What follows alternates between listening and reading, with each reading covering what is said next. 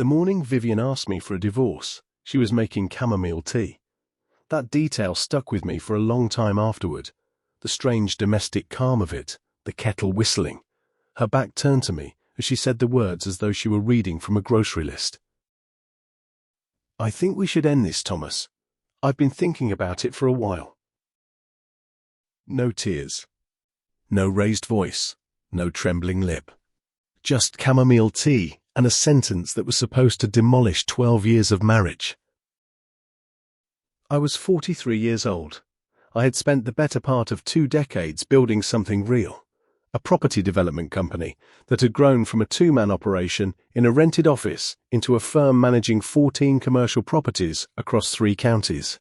We had a 5-bedroom house in Wiltshire that sat on 2 acres of land, a London flat I used during the week, and investments that my accountant described as comfortably substantial. We had no children, which was a grief we'd processed years earlier and quietly filed away. What we did have was a life that looked, from the outside, like the kind of life people envied. But from the inside, it had been cooling for the better part of a year. Vivian and I had drifted into a version of cohabitation that resembled a professional arrangement more than a marriage. We were polite. We ate dinner at the same table. We attended the same social events. But somewhere along the way, we had stopped being curious about each other, stopped laughing at the same things, stopped reaching for one another in the dark. Still, her calmness that morning unnerved me in a way I couldn't name at the time. Divorce, in my experience of watching friends and colleagues go through it, was a volcanic event. It erupted. It burned everything around it. It was not served with chamomile tea. I hired a solicitor within the week and tried to approach the whole thing with the same measured practicality. Vivian seemed to be bringing to it. We agreed to remain in separate parts of the house until arrangements could be made. We were civil. We were careful. And I told myself that 2 adults with good lawyers could untangle 12 years without turning it into a war. I was deeply, embarrassingly wrong about that. Her name was Celeste. She arrived in my life approximately 3 weeks after Vivian's kitchen announcement, and she arrived with the kind of precision that I should, in hindsight, have found suspicious. She appeared at a property industry dinner I attended in Bristol, one of those evenings full of handshakes and business cards and expensive wine poured into glasses by people who seemed born to pour wine into glasses. I was seated next to her at a round table of 8, and she introduced herself as a commercial interior consultant who'd recently relocated from Edinburgh. She was striking in a way that took a moment to fully register. Not immediately overwhelming, but the kind of beauty that settled on you gradually, like a light changing in a room. She had dark auburn hair she wore down, sharp cheekbones, and a way of listening that made you feel as though whatever you were saying was the most interesting thing spoken aloud that evening. She laughed at things that were actually funny rather than at things that were merely polite. She asked questions that cut past small talk with surgical ease. We talked for 3 hours. I drove home that night feeling, for the first time in a long time, like a person rather than a problem to be processed by lawyers. She texted 2 days later, a follow-up about a property conversion project she was working on, asking if I had any insight on planning permissions in the area.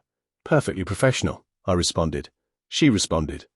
The conversation migrated, almost imperceptibly, from professional to personal.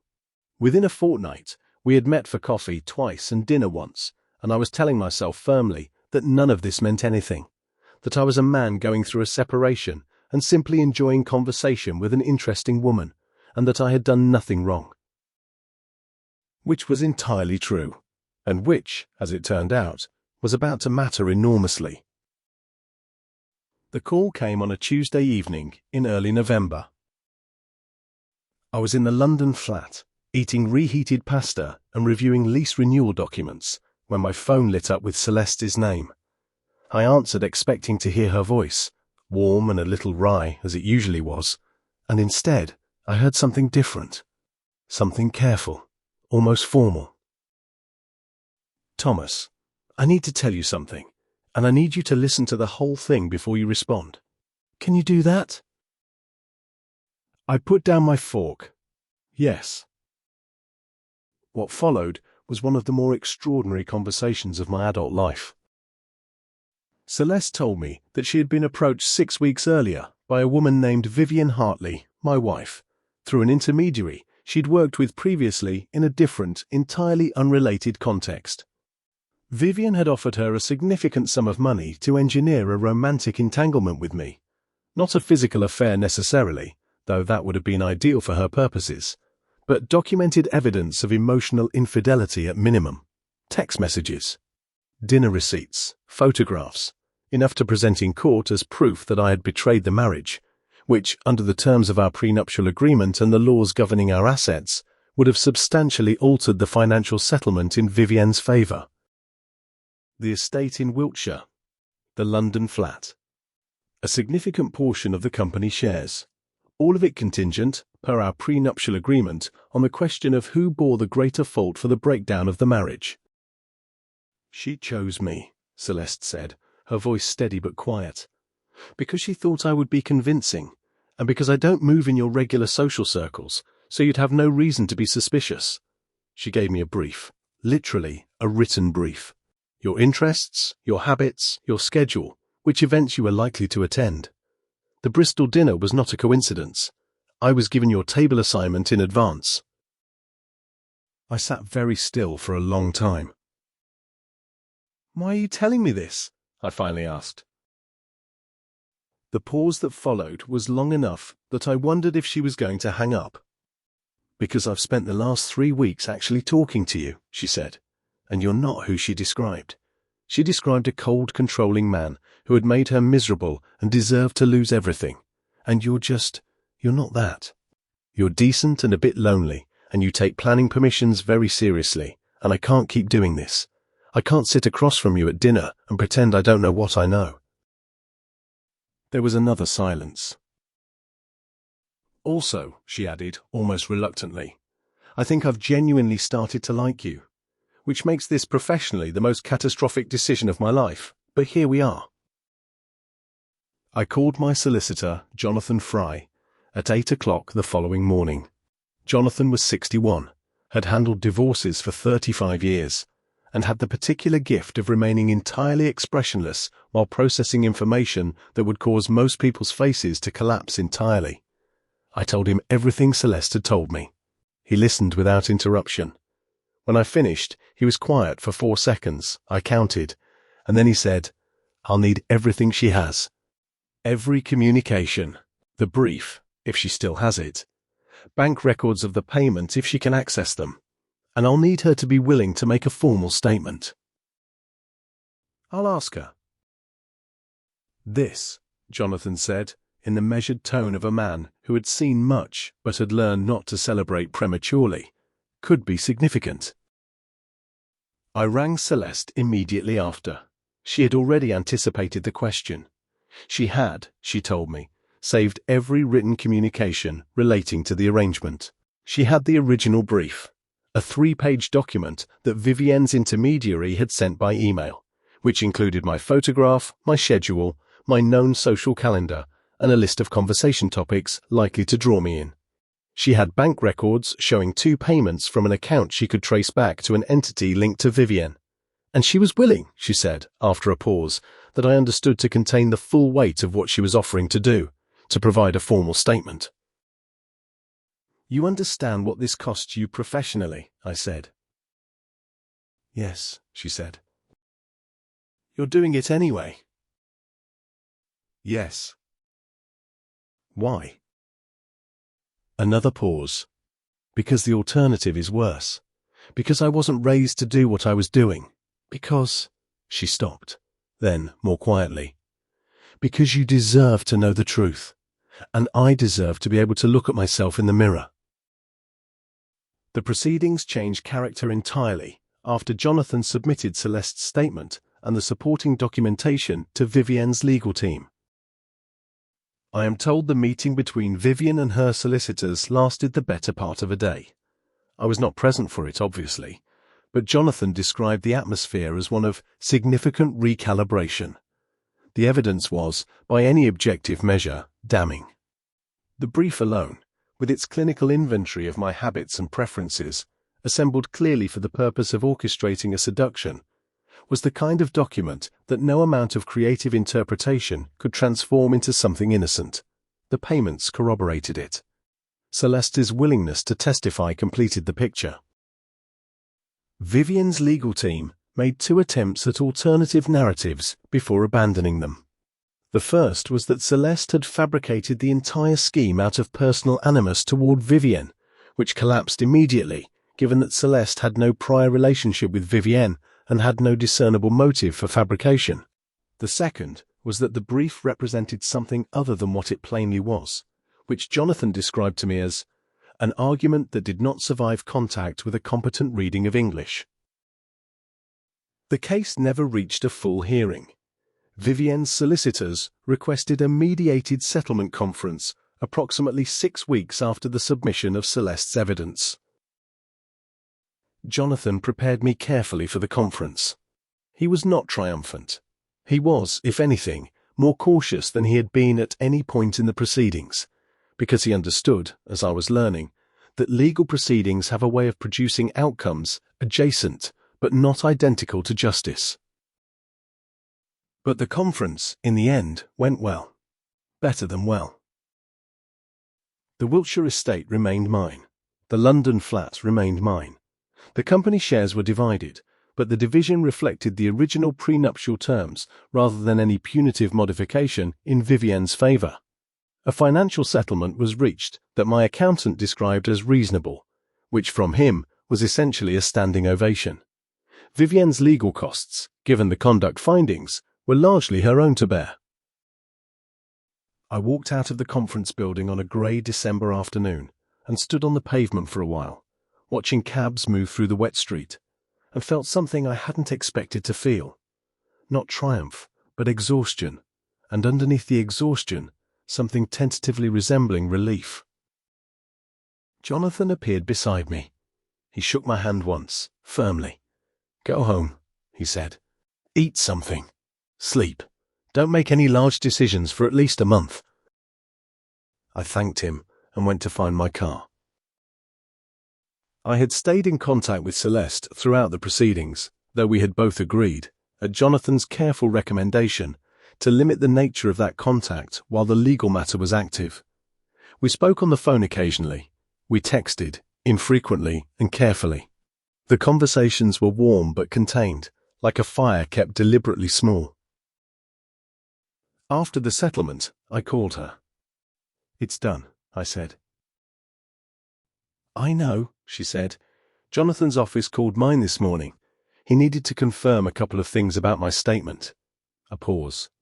"How do you feel?" "Tired," I said. "Strange. Like I've been running in a direction for so long that stopping feels wrong."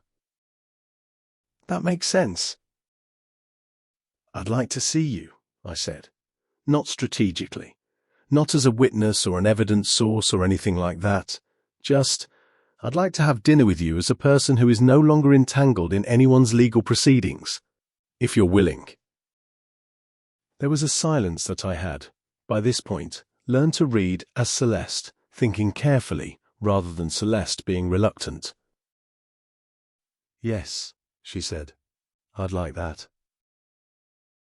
We met in Bath, which was neutral ground for both of us, a city neither of us had associations with, full of Georgian stone and good restaurants and tourists who paid no attention to anyone around them. We ate at a small Italian place near the circus that Celeste had found, and we talked for 4 hours the way we had talked at that first dinner in Bristol, except at this time there was no script underneath the conversation, no choreography, no objective. Just 2 people, eating pasta and drinking a reasonable Barolo and being honest with each other. She told me about her life in Edinburgh, her decade working in high-end commercial interiors, the circumstances that had led her to the intermediary through whom Vivienne had eventually contacted her, a complicated series of financial pressures following a difficult professional partnership that had ended badly and expensively. She was not proud of accepting the arrangement. She said this plainly, without the kind of excessive self-flagellation that can itself be a performance. She had needed the money. She had told herself it wouldn't cause real harm, and she had been wrong about the second part. and she had eventually done something about it. I told her about the marriage, the real version, not the version I'd been performing for social purposes. About the gradual drift, the quiet grief of realizing that two people who had once been genuinely good for each other had become, without any single decisive moment of failure, incompatible. About the loneliness of the months before the divorce announcement, the peculiar loneliness of being lonely while sharing a home with someone, which I had always considered the purest form of it. "Were you happy?" she asked, "before it went cold?" "Yes," I said, "for a long time. I think we both were. I don't think she's a villain in the early chapters of the story." "But the honey trap." "The honey trap," I agreed. "That's a different chapter." She looked at me across the table. "Does it make you angry when you think about it?" I considered the question honestly, less than it probably should. I think, when you find out something like that, you understand something about the person that you couldn't see before. And once you see it, the marriage you thought you had is already revised. You realize the coldness at the end wasn't just drift. It was strategic. And somehow that makes the whole thing feel less like a loss and more like an escape. She nodded slowly. "That's a remarkably healthy perspective." "Jonathan told me to see a therapist. I've had 3 sessions." She laughed. A real laugh. The kind that closes its eyes slightly. "Good." We did not rush whatever it was that was developing between us. I had Jonathan's advice to make no large decisions for a month, and my therapist's advice to give myself time before beginning a new relationship, and my own hard-won suspicion of certainty. Celeste had her own things to process. The professional fallout from her involvement in the affair, the decision to relocate from Edinburgh, which she'd been considering anyway, and which circumstances had accelerated. But we kept meeting. Bristol again. London once, where I showed her the flat, and she identified 4 things wrong with the furniture arrangement that I immediately recognized as correct. Twice in Bath, which had by mutual unspoken agreement become our city. We were careful with each other in the way that people are careful when they understand that what they have is fragile, not because it is weak, but because it is early and therefore precious. There were conversations that could have tipped into declaration and didn't, because neither of us reached for it prematurely. There were evenings that ended at the restaurant door rather than extending further, not from absence of desire, but from a shared instinct that the thing between us deserved to develop at its own pace. She came to Wiltshire for the first time in February, about 9 weeks after the settlement. It was a cold, bright Saturday, the kind of winter day that the English countryside occasionally produces as though to remind you why you live there. Hard blue sky, bare trees lit silver by thin sunlight, the grounds around the house frosted and still. She stood at the kitchen window with a coffee mug in both hands, looking out at the garden, and she said, "This is a beautiful house, Thomas." "It is," I said. "You should put better curtains in this kitchen." I looked at the curtains. They were the ones Vivian had chosen. I had stopped seeing them. "You're right." She turned from the window and looked at me with an expression I was only just learning to read, a kind of open, clear-eyed steadiness that meant she was about to say something real. "I want you to know," she said, "that I'm not going to pretend what happened at the beginning of all this was nothing. I was hired to deceive you. I actually showed up at that dinner intending to do it. The fact that I didn't follow through, the fact that I told you, I think that matters. But the first intention was what it was." "I know," I said. "And you're all right with it." "I'm all right with who you are. What you did at the beginning is part of who you are. So is what you did afterward." I paused. "People contain chapters they're not proud of. What matters is what they do with them." She was quiet for a moment. "That's a very generous reading," she said finally. "It's an accurate one." She set down her coffee mug on the counter and crossed the kitchen, and I met her halfway. And what happened next was the first thing in a long time that felt entirely true. I am writing this now from the house in Wiltshire, which still has the same curtains in the kitchen. Celeste has sent me 3 samples, and I haven't made a decision yet, which she finds endearing, and I find rational. It is almost a year since the morning Vivian stood at the kettle and told me she wanted a divorce with the calmness of someone announcing a change in weather. Vivian has, as far as I know, moved to the south of France. I heard this through a mutual acquaintance at an industry event, delivered in the slightly awkward tone people use when delivering information about an ex-partner to the person they used to be partnered with. I received it without particular feeling. I hope she is well. I mean that without irony or residual bitterness, which surprises me sometimes when I examine it, though perhaps it shouldn't. Whatever damage she intended me, and the scheme that her capable lawyers eventually had to walk back from, she also, by setting it in motion, put Celeste in my path. And Celeste, by choosing to be honest when she had every incentive not to be, gave me back something I didn't know I'd lost: the experience of being known. That is the thing I keep returning to when I think about the past year. Not the legal vindication, though I will not pretend it was meaningless. Not the estate, though I am glad to still be in it, glad to watch the garden change through the seasons from this window. Not even the strange narrative satisfaction of a scheme backfiring so completely on the person who conceived it. What I return to is the phone call on a Tuesday evening in November, pasta going cold beside me, and a woman I barely knew saying, "I can't keep doing this. You deserve to know the truth." That is where the real story began. Not with the betrayal, but with the decision to end it.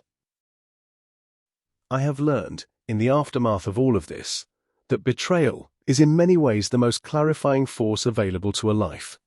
It strips things down. It removes the veneers and comfortable fictions and leaves you looking at what's actually there. What I found when I looked, once the dust of proceedings and lawyers and mediated conferences had settled, was something I might never have thought to look for on my own. A woman of exceptional character, doing an imperfect thing in difficult circumstances, who chose honesty over comfort at significant personal cost. Which is, when I examine my own history honestly, a fair description of most of the people I have ever truly respected. Celeste is in the sitting room as I write this, on the phone with a client in Edinburgh, the project she's been working on since she established her own consultancy last spring. She is brilliant at what she does, focused and inventive and insistent on getting details right. And watching her work is one of the quieter pleasures I have discovered this year. The curtain samples are spread on the kitchen table. The house is warm. Outside, the grounds are soft with late autumn, the trees beginning to let go again. I am not a man who believes in fate. I am too much a property developer for that. Too committed to the idea that outcomes are built rather than received. That what you end up with is substantially a product of the decisions you make along the way.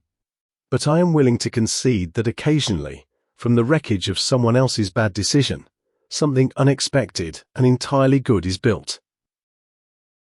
A scheme conceived in a cold marriage to strip me of everything I'd built instead delivered me someone worth having it with. The estate stands. The garden changes. The curtains remain undecided. And I am, for the first time in a very long time, entirely glad to be where I am.